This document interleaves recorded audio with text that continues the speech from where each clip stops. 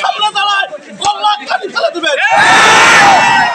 বিষয় পাওয়া গেছে দিলে দিলে মানুষকে হত্যা করে, মুসলমানকে হত্যা করে, আনন্দের ফাঁসি দেয়, মিথ্যে অপবাদ দেয়।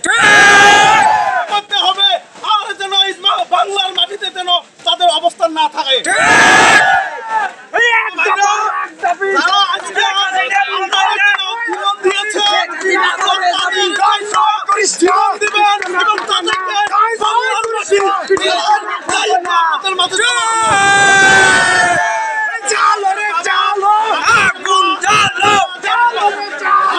আমাদের ছাত্রদের কষ্ট অনেক, ধীরে ধীরে ছাত্রদের লেখাপড়া শিখে কলেজে এডমিশন করে, সেখানে যায় খাবার বসে, সেখান থেকে মিথ্যে অপবাদ আর আমাদের রাজাকার বলে